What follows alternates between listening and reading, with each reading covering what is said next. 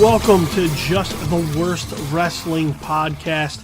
This one, episode number 22, to be perfectly exact. I'm your host, Billy Donnelly. You can find at JoeBlow.com. This is Infamous, and of course, right here at Just the Worst Podcast.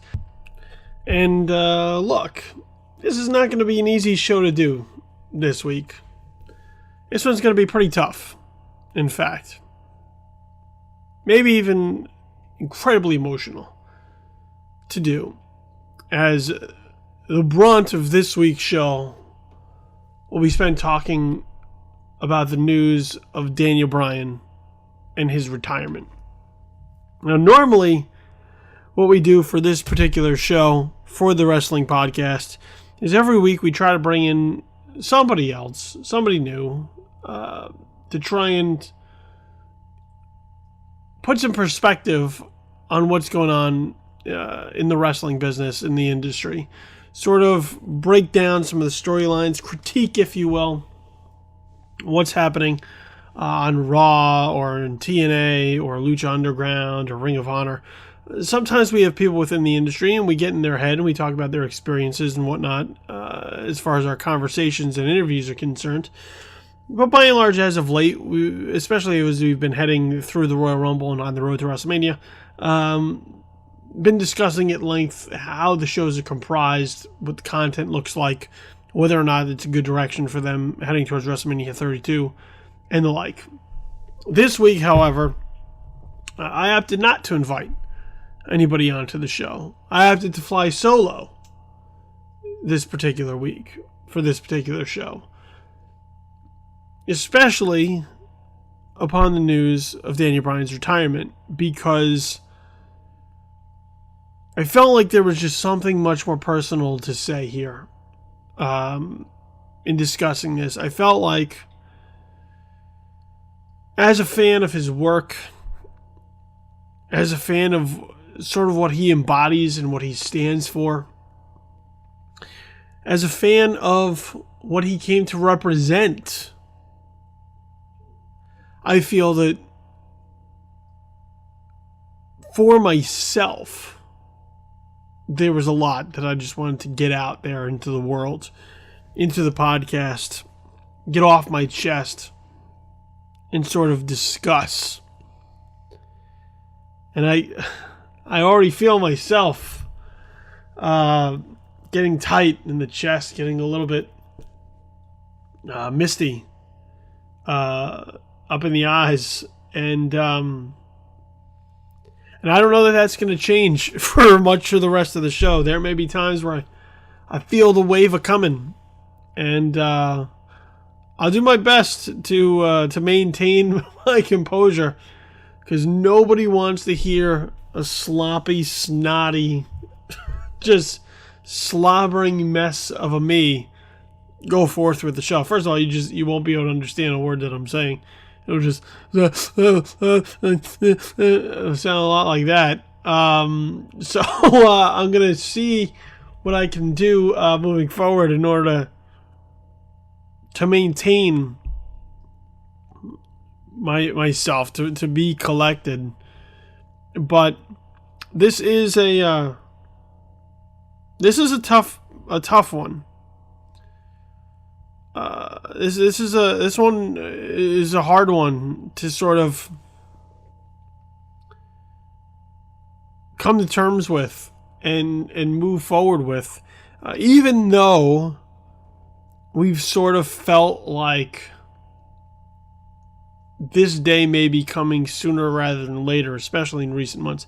And look, Daniel Bryan is alive and he's doing all right.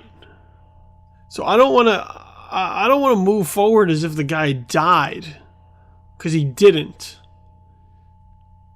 He is going to go on and hopefully live a healthy and very fruitful life with his wife Bree, and hopefully some kids on the way in the near future. And just a new chapter of happiness for him to be able to unlock. So I don't want to treat it like Daniel Bryan is gone forever. Daniel Bryan, the wrestler, is no longer going to be with us. But Daniel Bryan, the man, Daniel Bryan, the guy who inspired us, Daniel Bryan, the guy who prompted us to root so vehemently, so passionately for the underdog, for the little guy, for the guy you felt was getting screwed in life or was overlooked, even though he was extraordinarily talented and wanted it so badly. That's what Daniel Bryan, that Daniel Bryan is still there. That guy is still around. And I hope that passion continues to spread throughout other realms of his life. You know, I was a huge Daniel Bryan fan in the WWE. Incredible Daniel Bryan fan. I love what that guy could do in the ring. And how dedicated he was to making whatever it was that he was involved in as entertaining as possible.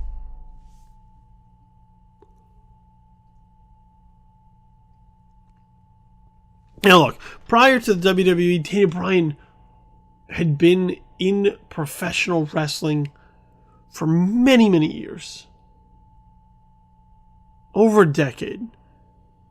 Chasing what he loved. Starting out as a student of Shawn Michaels down in Texas in the TWA. And from there, doing everything he could to soak up as much of his craft as he possibly could. Whether it was on the independent circuit, traveling and sort of building a reputation for himself, or heading over to Japan, or battling in Ring of Honor. The man at that point, known as Bryan Danielson or the American Dragon,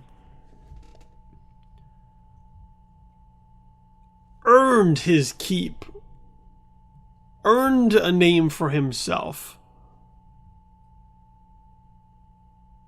put himself on the map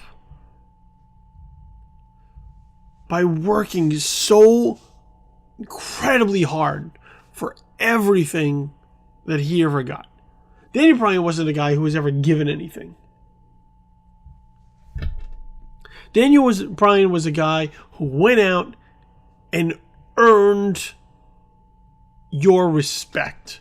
Whether it was your respect as a fellow wrestler, whether it was your respect as a promoter, whether it was your respect as a fan, Daniel Bryan went out, laid it all on the line every single night that he stepped between those ropes and into that squared circle, and as a result earned everything that he had coming to him. Now, you can go back and you can watch early Daniel Bryan. You can go seek it out. There's a lot of incredible stuff out there. A lot of which is better than anything that you would probably see Daniel Bryan do in the WWE, because the freedom for him to be able to do a lot of that outside of the constraints of the WWE existed. So Daniel Bryan was able to go out and do so many great things.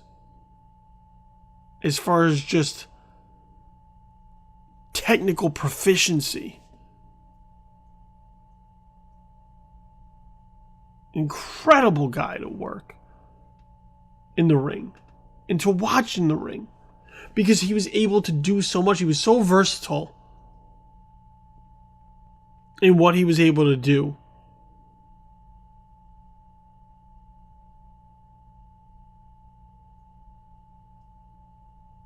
That to sit and watch his matches, they're pretty incredible. Now, when Daniel Bryan came to the WWE, much like a lot of other people, the mainstream audience who typically follows the WWE was not really familiar with who he was. You know, they changed his name from Bryan Danielson to Daniel Bryan, so then in order for them to be able to own that name.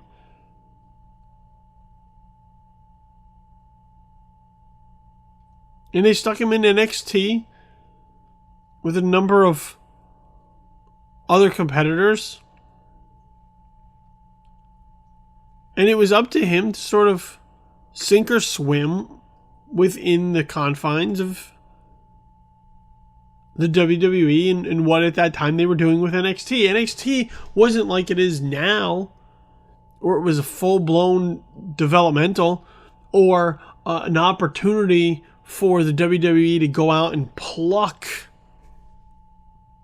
sort of independent stars or guys on the rise or people with strong work ethics who can put on incredible matches, who had real in-ring skill. That didn't exist. NXT was just this strange thing that they were figuring out what to do as they tried to maybe bring new guys up to the roster. And Daniel Bryan became a part of that early on.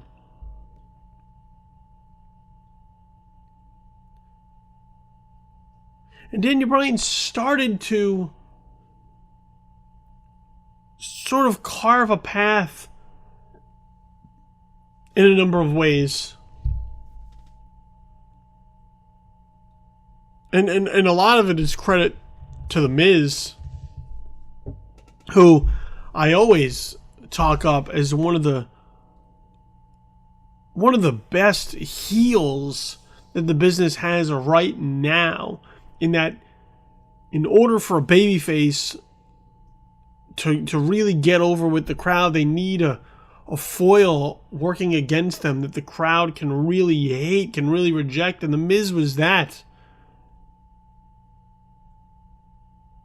And help Daniel Bryan get over.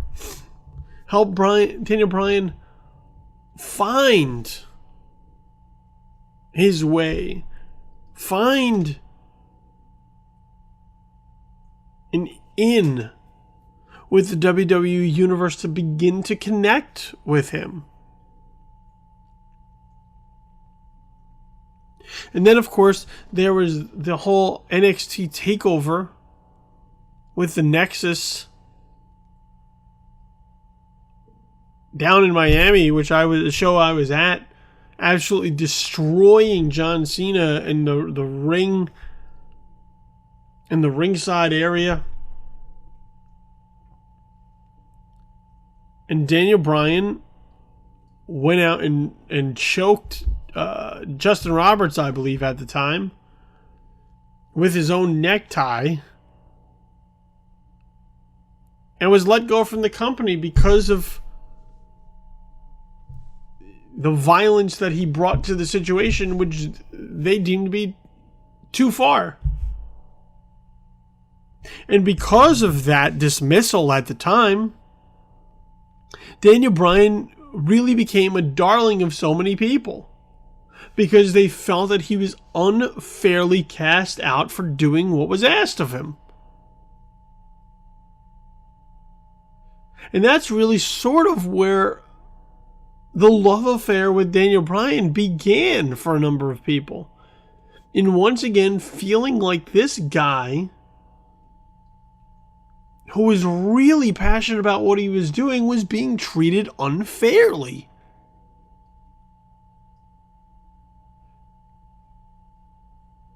And look, that's a sentiment that we can all sort of connect to. especially sometimes in our own jobs. Where we go, we do our job, we try to do it the best of our ability, and there's always going to be someone, whether it's a boss or a manager, who's just unhappy with that. And who maybe looks down upon it or criticizes it harshly or rejects it. And we feel that we're being treated unfairly. Even when we're doing everything that's being asked of us to the utmost of our ability. That's a shitty feeling to have. It really is. I've been on the receiving end of that, and it sucks. It sucks in a huge way. And to see that happen to someone else, to watch it play out in front of us, and connect with that and say, oh, God damn it, that's happened to me. That's awful. That's where a real bond began to happen between the fans and Daniel Bryan.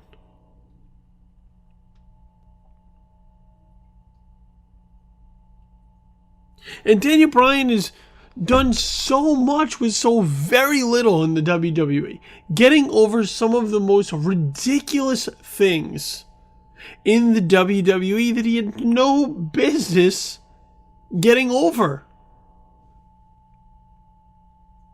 In fact, you'd be hard-pressed to look at that and say it was as if they didn't try to set him up to fail. Look, I'll give Kane credit. Kane has been able to make a number of mismatched tag team setups work in the past. Sort of like gold dust in that way. Whereas even though you pair him together with somebody that he has no business being paired together with, he's been able to make it work in the past. Don't you remember Kane and X-Pac together? Well, Kane and Daniel Bryan forming Team Hell No and going to therapy together? What a ridiculous notion. And yet Daniel Bryan, with a passion for the wrestling business, absolutely threw himself into that storyline, threw himself into that angle. And you know what? Somehow, some way, to the amazement of many people, including myself, that worked. In fact, it took Daniel Bryan's popularity to a whole nother level.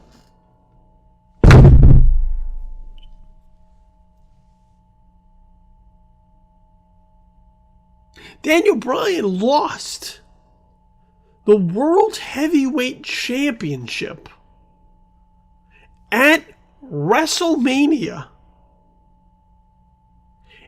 in an opening match in less than a minute. And it helped get him over even further.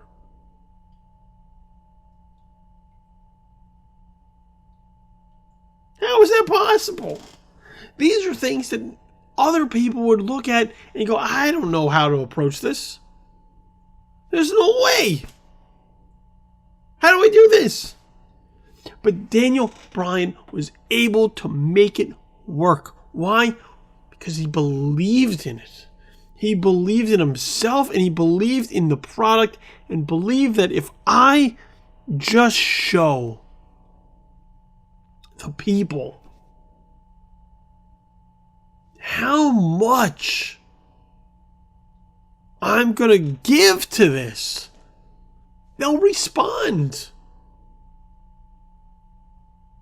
And that's a thing in professional wrestling that I think a lot of talent haven't been able to wrap their head around. They may get something that they're not crazy about, they don't like, and as a result, they kind of half-ass it. And I don't mean that as saying they're lazy or they're unprofessional. Their heart's just not in it. When you get something that you're just not into, it's really hard to generate the energy, the excitement, the enthusiasm needed to make it work. You're frustrated, you're discouraged, you're pissed.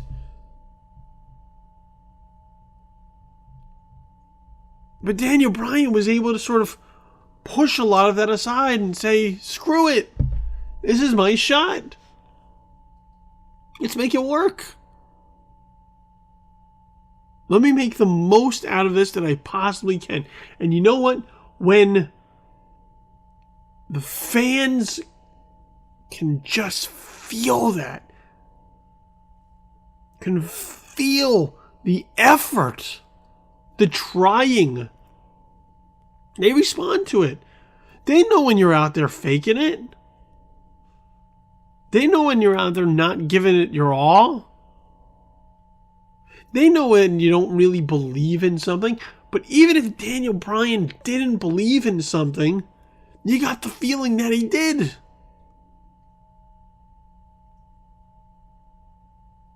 And he said, to hell with it.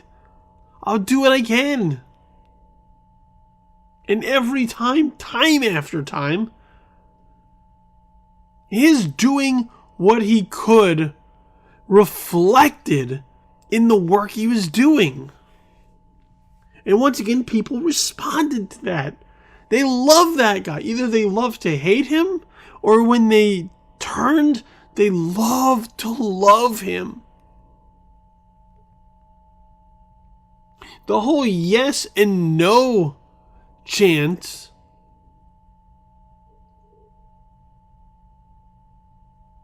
the fact that people grabbed hold of that and loved it speaks volumes about how good Daniel Bryan was about this. And there were such simple things. And Daniel Bryan got them over in a huge way. And the crowd was right there with it. That's the thing, is you have to have a willing crowd too. You have to have a willing audience who will go with you for the ride. No matter how ridiculous it may be at times. And Daniel Bryan, along the way, during his time in the WWE, was always able to convince you to go for the ride. Whether he was a heel or a babyface, he convinced you to come along for the ride.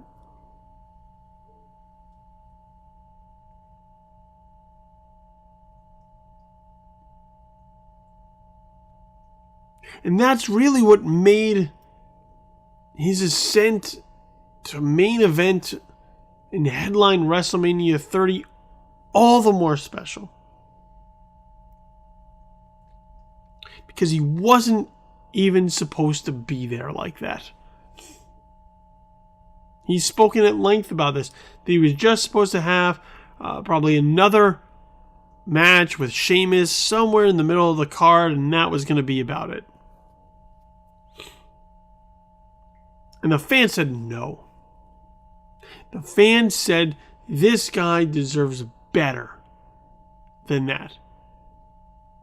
The fans said this guy deserves more than that. The fans said, we want that guy.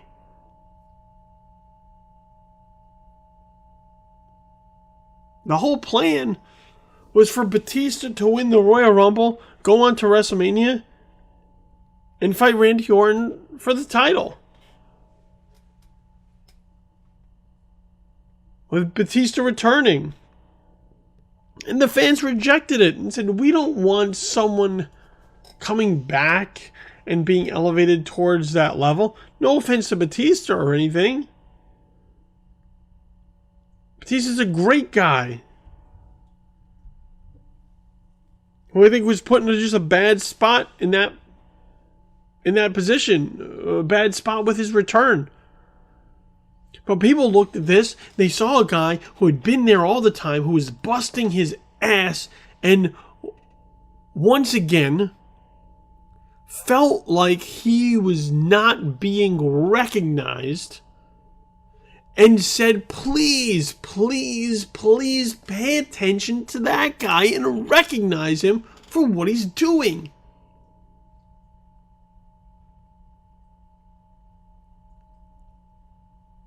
When Daniel Bryan beat John Cena at SummerSlam for the title, that place went nuts.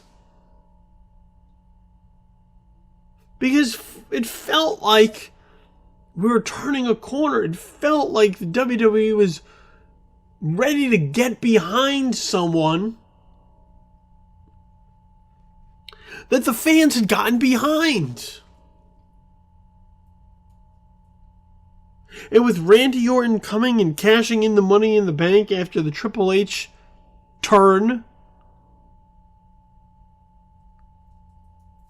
it just ratcheted up that passion for Daniel Bryan even more, because once again it got right back to the heart of the matter, which is this is a guy who's being screwed by the man, who's doing everything that the man is asking him to do, and yet the man will not give him his due.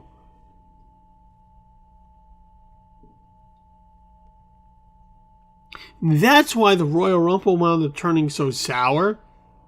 That's why there was a hijacking of Raw. That's why the Yes movement became a thing. Was because the fans took their voice seriously and they rallied together and they organized and they said, Daniel Bryan deserves this.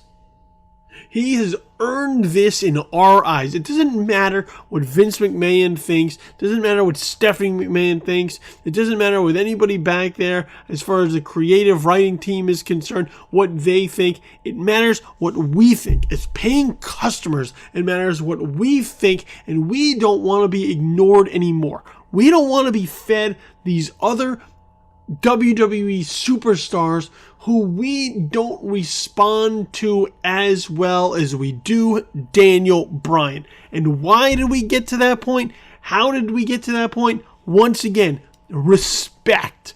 Daniel Bryan earned our respect.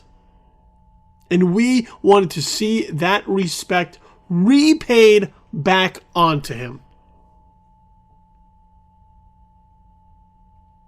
And Daniel Bryan was inserted into a prime position for WrestleMania 30 in New Orleans in the Superdome. Leading off the card with a match against Triple H that, if he won, would put him in the title match in the main event. And it was a fantastic match that everyone was into. Once again, because we felt it.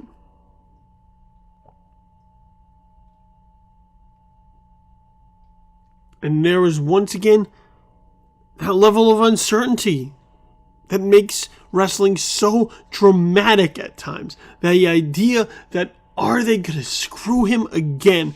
And trying to just will everything that you had to emotionally give into the universe and channel it towards Daniel Bryan for him to overcome those odds and take that title belt. This is where wrestling is so good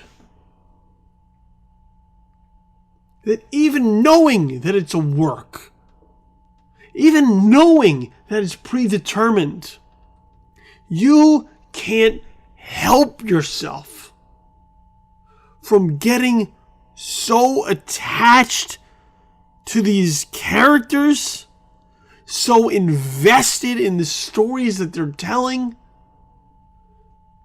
that you yourself feel like you're laying it all out there for the people who are laying it all out there in order to push them through to a victory that you yourself then feel a part of. It's incredible It's an incredible feeling when it's done well. And that night in New Orleans, in the Superdome, at WrestleMania 30, was for me one of the most phenomenal wrestling experiences you've ever witnessed in my entire life.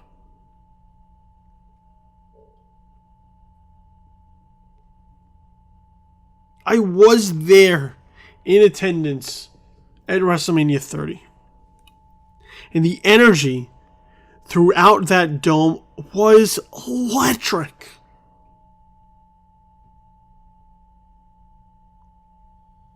And how much fans bought into how that story was being told is a testament, once again, to how good, no, how great wrestling can be when you strike that chord, when you touch that nerve, when you hit those sweet spots within a fan.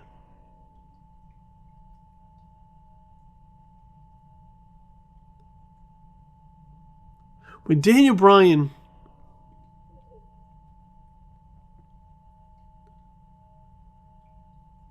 was announced as the WWE World Heavyweight Champion, when that bell rang to signify his victory,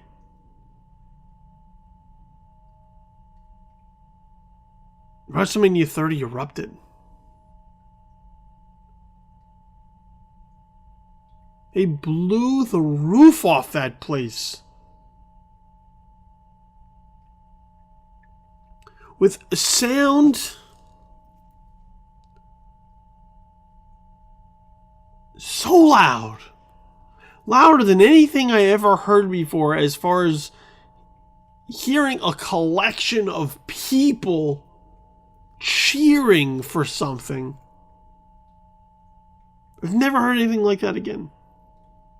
I've never heard anything like that before. I mean, I've heard some pops before for moments in the WWE, but nothing like what Daniel Bryan received when he won the title at WrestleMania 30.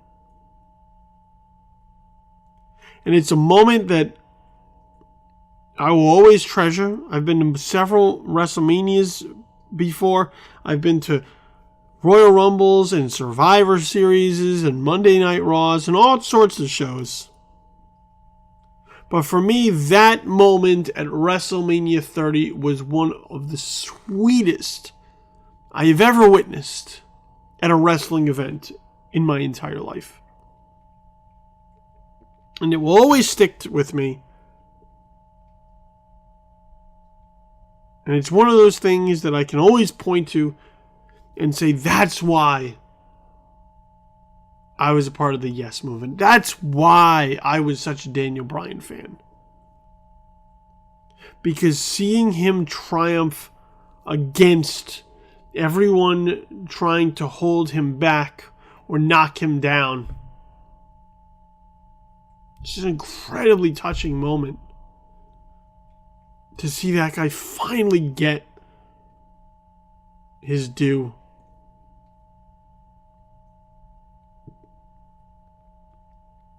And, you know, following that,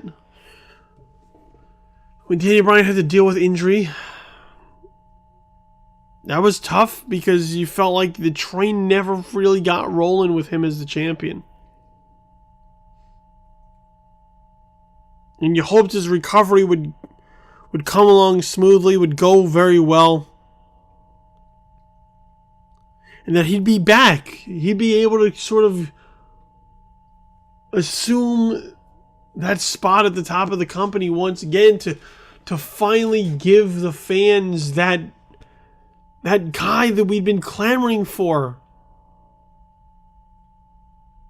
to let him ride it out to see what we could do with this.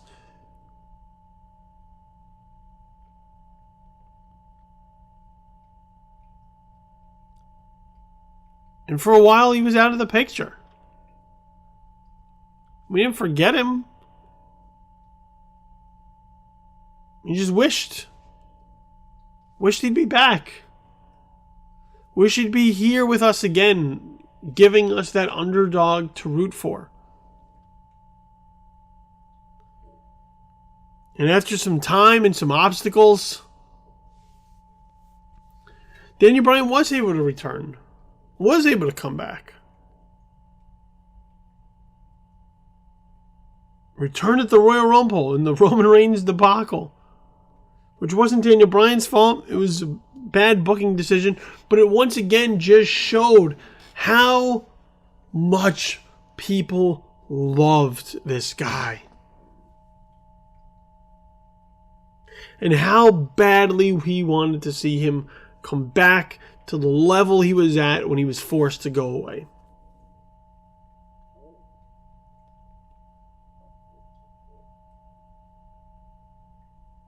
And would people have loved to see Daniel Bryan challenge Brock Lesnar at WrestleMania 31? Of course, most certainly. A David versus Goliath sort of match would have been a dream to see. When at that point, people were just rejecting Roman Reigns. But it wasn't to be. And Daniel Bryan helped get Roman Reigns to WrestleMania. Their Fastlane match, to me, bar none, is easily one of Roman Reigns' best matches. And Daniel Bryan helped get him there. Because that was one of the strengths of Daniel Bryan, was helping others come out of their matches together looking better than they did going in. And we got Daniel Bryan in the Intercontinental Championship ladder match at WrestleMania 31. And that is, I guess, probably the last match I recall of Daniel Bryan. And seeing him get that title and hopefully be able to elevate the Intercontinental Championship to a point that it hadn't been in a while, because it was around his waist and he meant so much to us that whatever he was doing, we were going to pay attention to devotedly.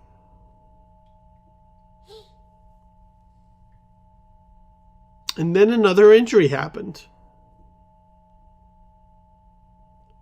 And there were rumors of what the extent of it was, the severity was. Was it a neck injury of some sort?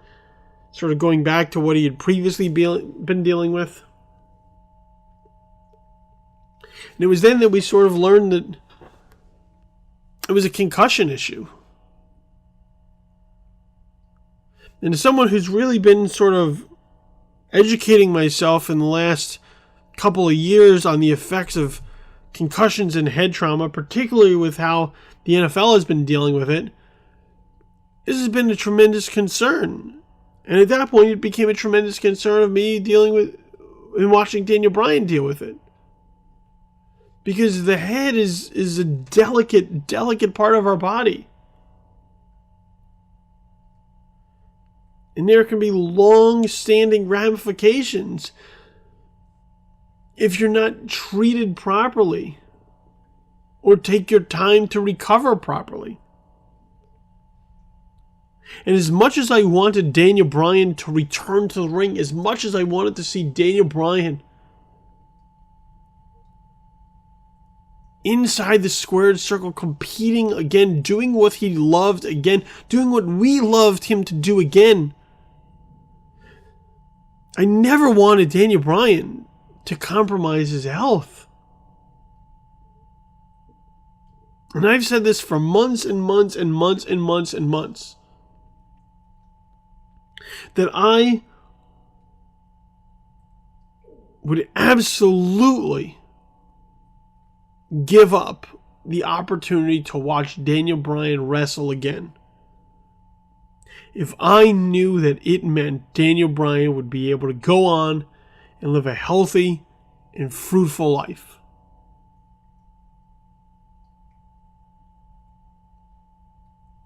I mean that from the bottom of my heart. We love these wrestlers so much because of the entertainment that they provide for us, because of what they put themselves through, because they love it, and we love them for it. We love the stories they tell. We love the characters they portray. It is living, breathing theater that comes with a certain price for those who do it.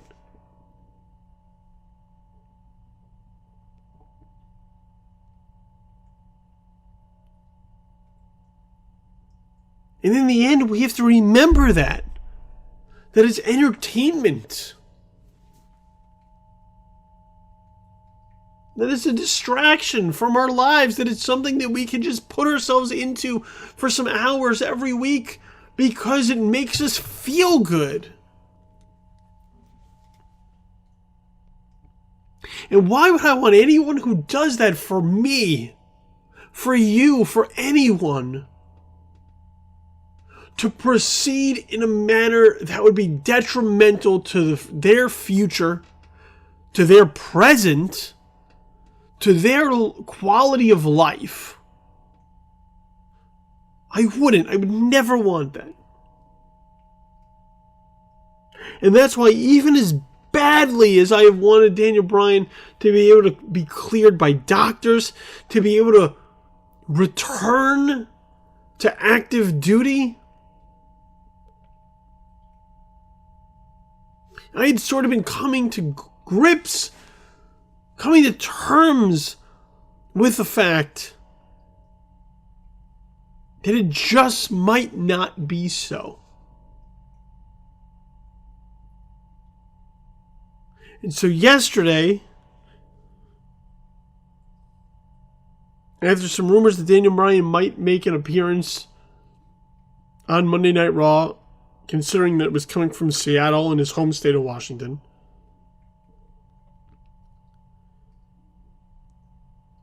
he then announced via Twitter that he would be showing up on the show, and he would be announcing his retirement. And I was crushed. Not because I didn't feel like we were heading to this point anyway,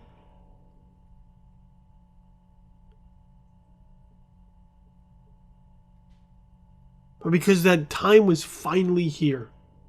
The hope that maybe, just maybe, this would be something we'd be able to overcome together. That hope was now lost. That doesn't mean that Daniel Bryan can't inspire hope in other aspects of his life.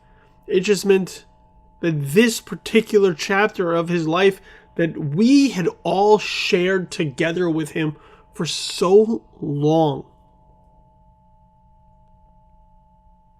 was coming to a close. That a guy that had loved this as a performer as much as some of us love this as fans was having to walk away before it felt like his time was truly up. That's a devastating level of finality to deal with when it comes to something that you care so deeply about.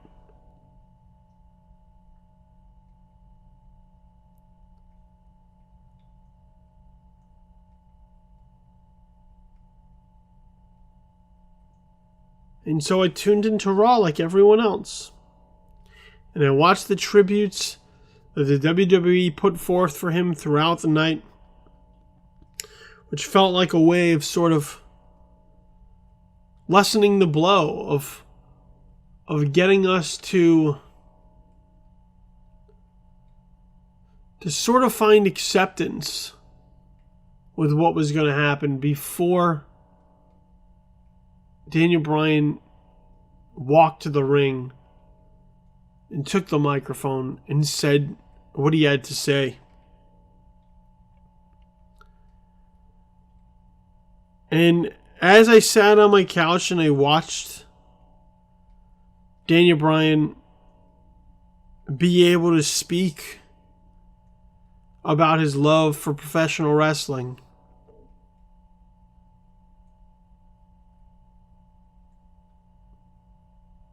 I was emotionally shattered.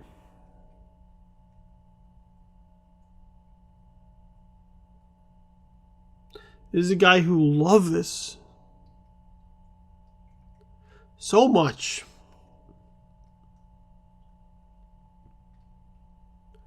And could not continue with it in order to be able to go on with the rest of his life in a meaningful manner.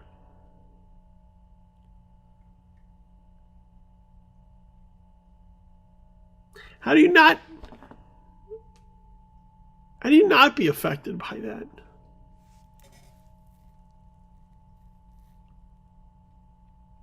How do you not take that hard?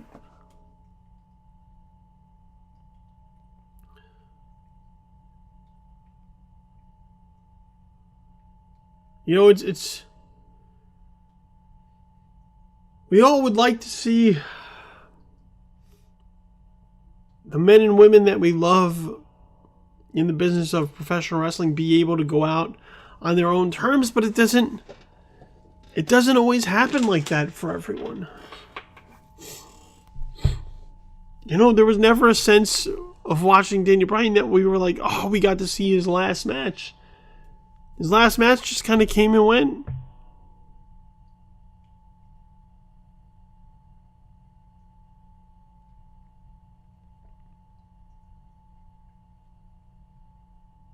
And the one sentiment that Daniel Bryan kept expressing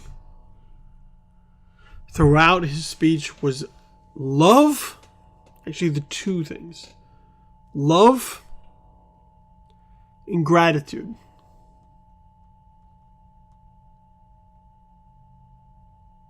Love for everything that professional wrestling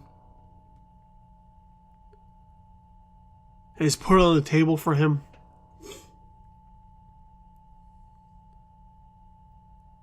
And gratitude for everything it has allowed him to experience.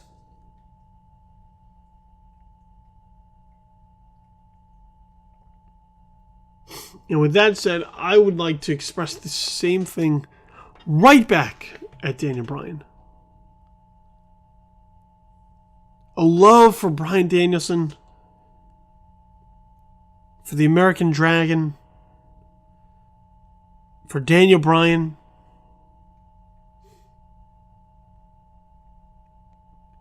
A guy who is so passionate about this thing that he always gave it everything he had.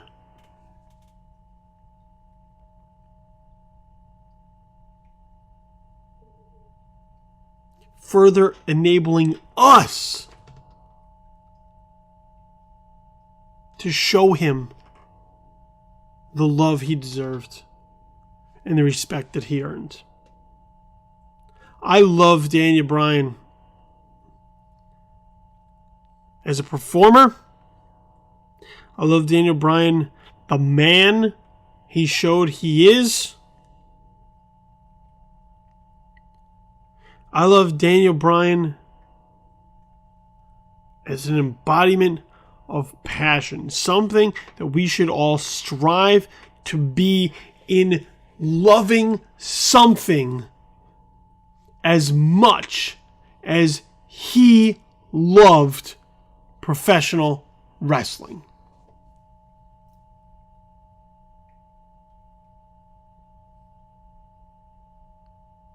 In gratitude. Gratitude to Daniel Bryan. for allowing us to watch you go to work and do what you love to do.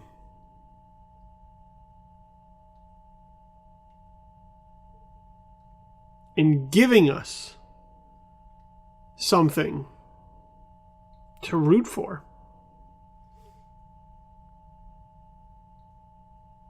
Gratitude. I am grateful for having had the pleasure, the honor, the opportunity to be able to say that I saw Daniel Bryan.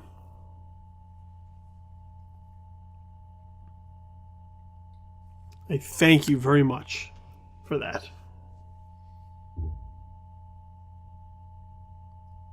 And when you look at what Daniel Bryan was able to accomplish in the WWE, that's sort of going to be his lasting legacy moving forward.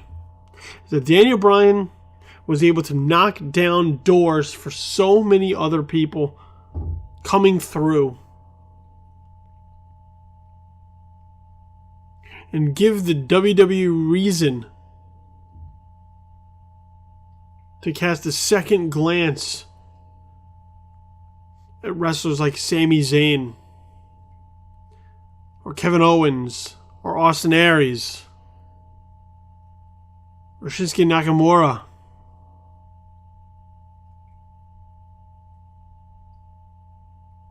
Or Samoa Joe.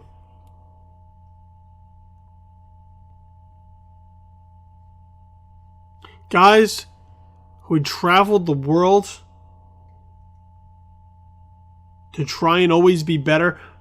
Guys who are passionate about what they do. Guys who came from elsewhere. Who didn't come up through the WWE machine. But who came from doing whatever it was that they could do to be involved and to succeed in the world of professional wrestling. That is the lasting legacy of Daniel Bryan, for knocking down doors for those guys and saying to us, to the WWE, to the entire world, hey, we are here. Take notice of us. We love this. And we will give it everything we have.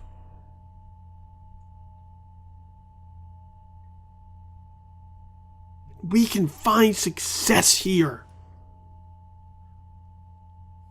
if you give us the shot. Just give us the shot. We'll take care of the rest.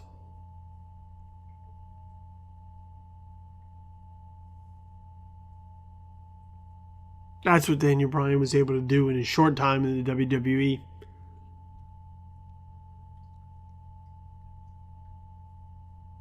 And I'm going to miss him a great deal.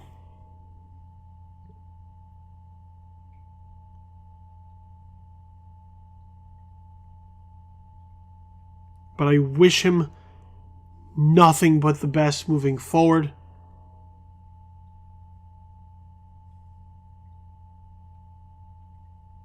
I want to see a happy and healthy man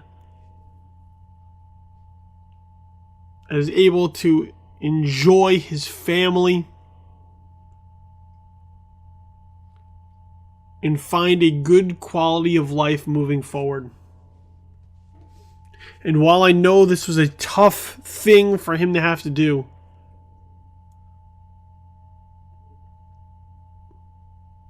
I hope he's been able to find peace with this.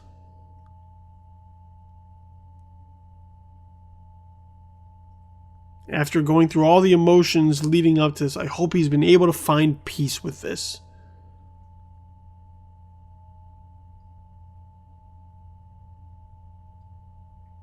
And know that this is not the end. It's just the start of something else.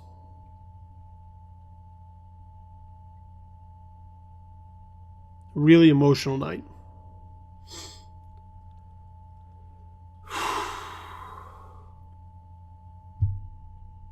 know there was a whole other show that happened on Monday Night Raw. Ups, downs, ins, outs. We're headed towards Fastlane.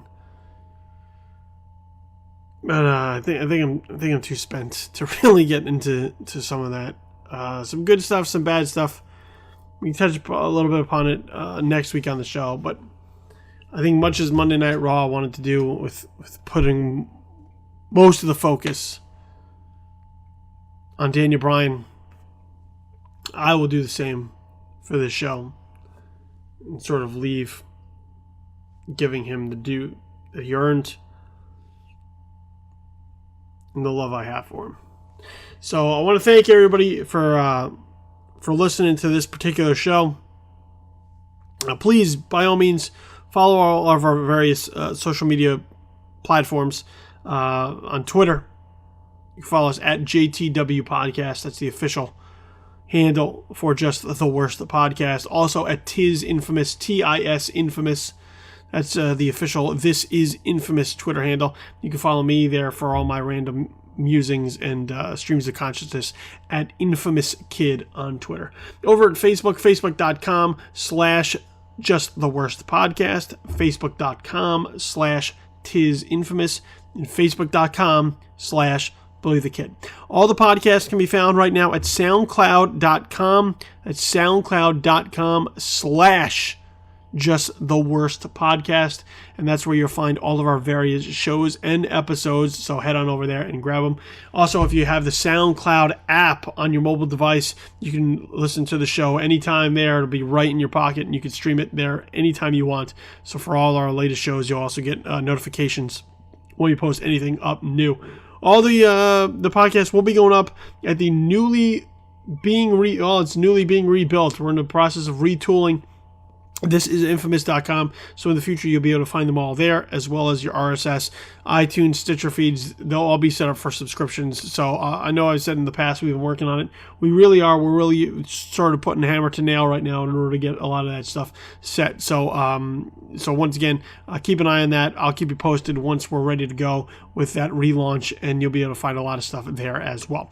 You can find my regular work at joeblow.com. This is Infamous, and of course right here at Just the Worst Podcast.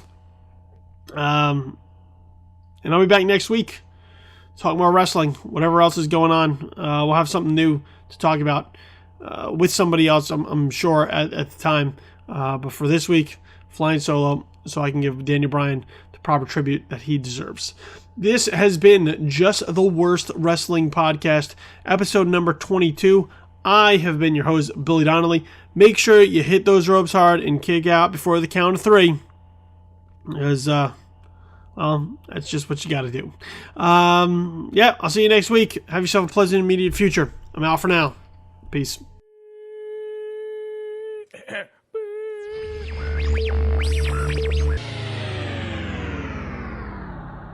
Just the Worst Wrestling Podcast, episode number 22, has been a presentation of Just the Worst Podcast Media.